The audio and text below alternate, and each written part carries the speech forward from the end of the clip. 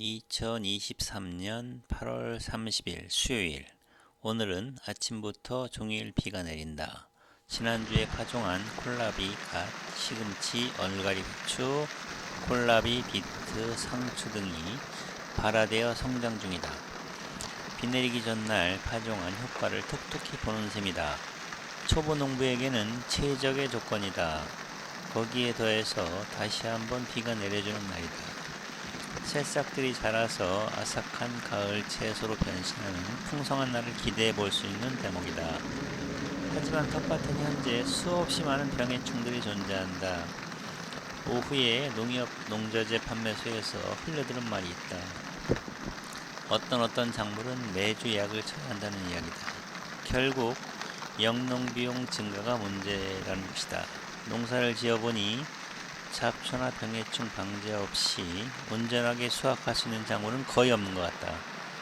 그래도 난 올해부터 자담 오일과 자담 유황을 만병통치약이다 생각하고 꿋꿋하게 고수할 생각이다. 그마저도 여름 전후로 겨우 2번 친 게 전부다.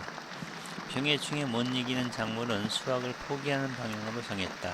물론 텃밭 농부니까 가능한 일이다. 부추는 텃밭 첫해 맨 땅에 씨앗으로 파종했다. 파종이라기보다 약초갱이로 땅을 일자로 쭉 긁고 줄뿌림 후에 대충 덮어둔 채소이다.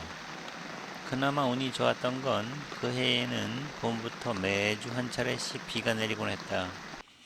어느 작물이든 씨앗만 뿌리면 확실하게 발화되었던 기억이다. 부추는 3년째 최대 최장기 효자 작물 중 하나이다. 장마 이후엔 매주 밑둥까지 수확해도 일주일 후면 다시 자라는 정도이다. 최근에는 꽃대가 올라오는 중이어서 지난주에 모두 잘라주었는데 다시 성장해 있다. 요즘은 부추, 호박, 풋고추까지 전 재료가 넘쳐나는 계절이다. 이건 이웃께서 주신 모종을 옮겨 심은 배추이다.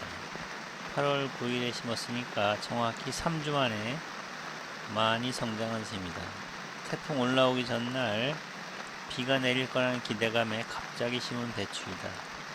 다행스럽게도 태풍은 약하게 지나가면서 충분한 비가 내려주었다. 배추가 제대로 활착할 수 있었던 비결이다. 태풍 전까지는 비가 내리지 않아서 배추들이 타들어가는 장면이었다. 아무튼 이 지역 배추 농가 입장에서는 단비를 만난 셈이다. 사실 작년까지는 배추를 심지 않았다. 이유는 단 한 가지, 병충해 때문이다. 각종 곤충들이 알을 낳고 애벌레가 탄생한다.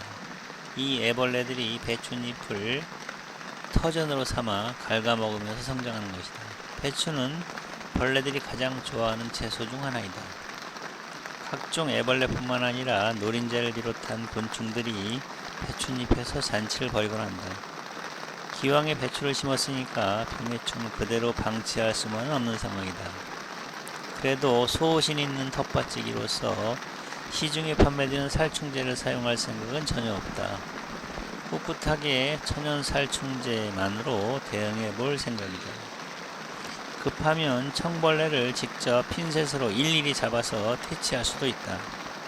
현재까지는 배춧잎 상태가 비교적 양호한 편이다. 김장무는 배추 심은 다음날 씨앗으로 파종했다. 비 내린 다음날이어서 발화율이 무척 높은 편이었다.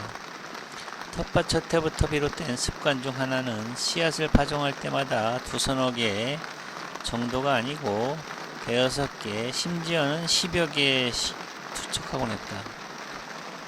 무 씨앗 같은 경우 어느 정도 크기가 있기 때문에 2~3개를 헤아리면서 파종해도 되는데 무작정 넉넉한 개수를 넣어야 하는 심리가 계속되고 있다. 한 구멍에 5~6개 혹은 10여 개까지 돋아났던 새순 중에서 대략 1~2개씩 남기고 1차 속가주기 작업을 마친 상태이다. 조금 더 자라면 1개씩만 남기고 솎아서 김치라도 살짝 담가 먹으면 되지 않을까 하는 생각이다. 무는 줄기도 먹긴 하지만 일반적으로는 풀이를 먹고자 하는 목적이기 때문에 배추에 비하면 병해충으로부터의 위협이 덜 심한 편이다. 무 역시 현재까지는 비교적 안정적인 상태로 성장 중이다. 혹시나 병해충이 출현한다면 각종 천연살충제로 대응해 볼 생각이다. 비 내리는 날 비닐하우스 정리도 하고 점심으로는 수제비도 만들어 먹고 빗속에서 싱그럽게 자라고 있는 배추와 무를 바라보는 것만으로도 마냥 행복한 느낌이 든다. 오늘도 고마운 하루였다.